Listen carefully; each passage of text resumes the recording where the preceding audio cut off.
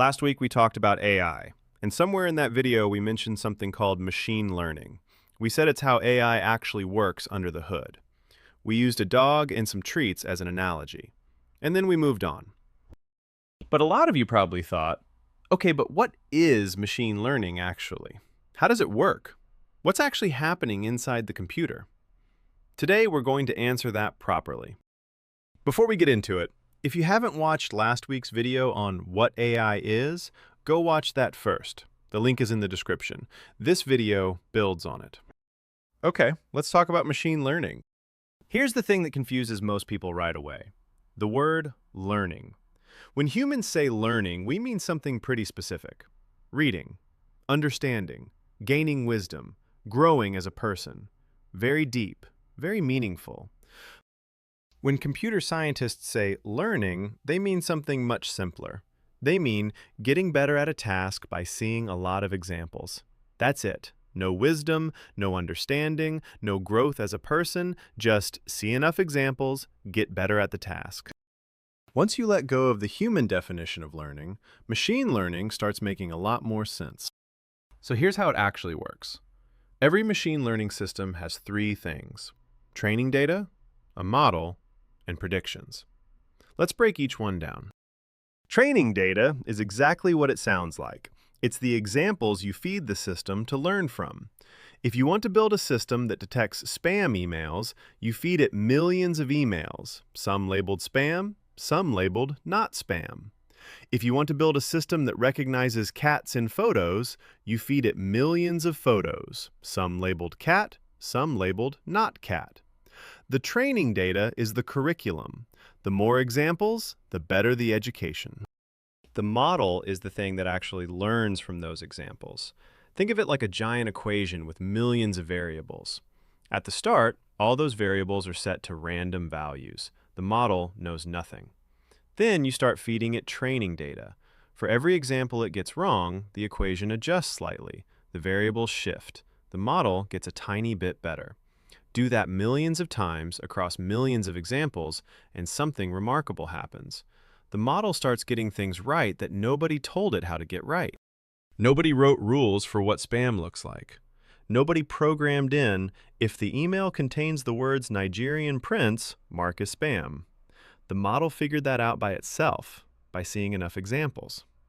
That process, adjusting the equation based on what it gets wrong, is called training, and it's the core of machine learning. Now the third piece, predictions. Once a model is trained, you stop feeding it labeled examples, and you start feeding it new data it's never seen before. Show the spam model a brand new email it has never seen. It looks at every word, every pattern, every sender, runs it through that massive equation, and outputs a prediction.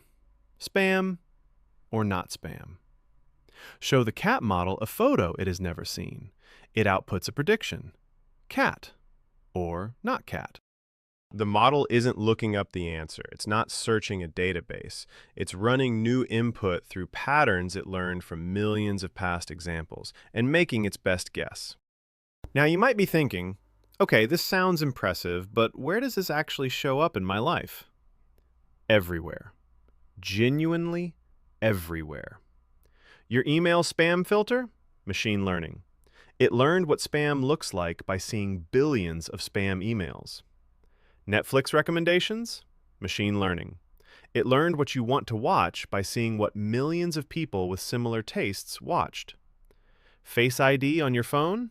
Machine learning. It learned what your face looks like by training on millions of faces. Fraud detection on your credit card? Machine learning.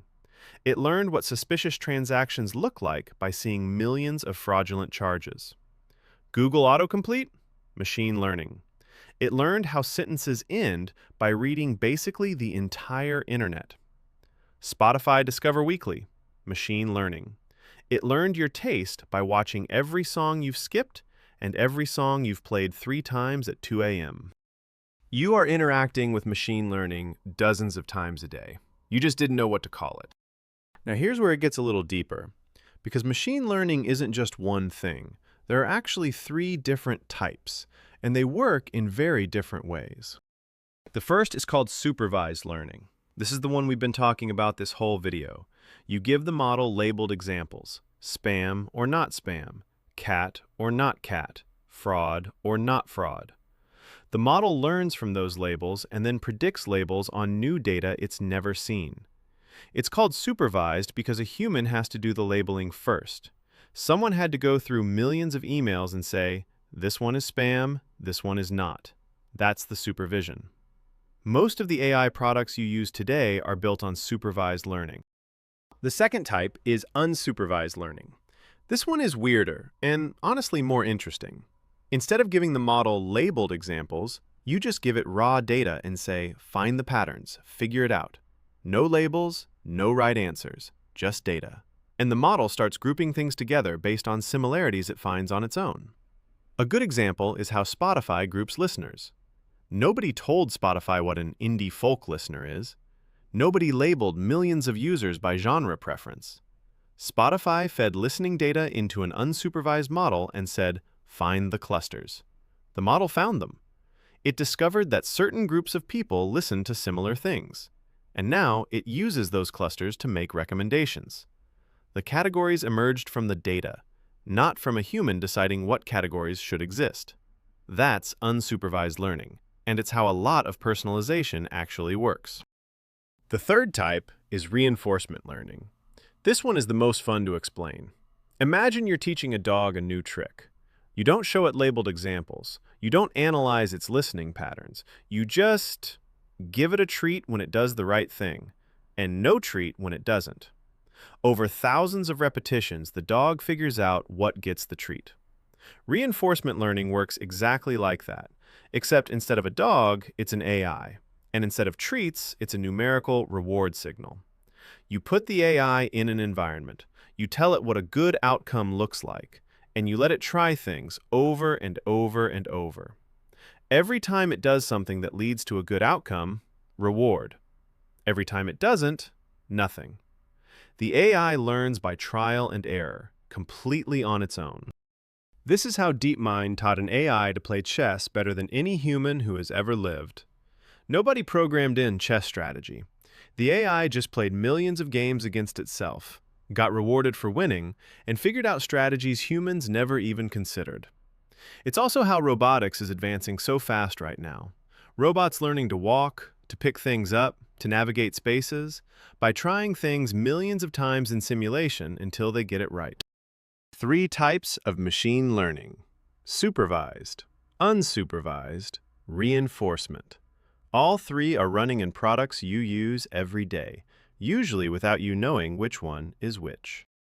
So why does this matter so much right now? Because machine learning is the engine underneath everything in AI. ChatGPT, machine learning. Image generators, machine learning. Voice assistants, machine learning. Every AI product you've heard of in the last 3 years is built on this same core idea. Feed it enough examples, let it find the patterns, watch it get really good. The reason AI feels so different now compared to 5 years ago is not because someone had a breakthrough idea. It's because we finally had enough data and enough computing power to train models at a scale that was previously impossible. More examples. Better hardware. Same fundamental idea, the results just happen to look like magic. Here's the part that should genuinely keep you up at night, though. Machine learning models don't plateau the way humans do. A human studying for an exam hits a ceiling. There's only so much a brain can absorb. A machine learning model doesn't have that ceiling. Give it more data, give it more computing power, it keeps getting better. That's why the progress feels so fast, and why it's not slowing down. So let's bring it home. Machine learning is not computers becoming conscious. It is not computers thinking. It is computers getting very, very good at finding patterns by seeing enough examples. The model doesn't know what spam is. It doesn't know what a cat looks like. It doesn't know your music taste. It just knows, based on everything it has seen before, what the most likely answer is. That's the whole thing. Simple idea, world-changing results. You now understand the engine that's running underneath almost every piece of technology that's been making headlines for the last 3 years. That is not a small thing. If this video made machine learning make sense, hit subscribe. Every week we take something in AI that sounds impossibly complicated and explain it the way it should have been explained in the first place. Next week, what is ChatGPT actually doing when it answers you? Because it's not thinking, and what it is doing is way more interesting than you'd expect. See you then.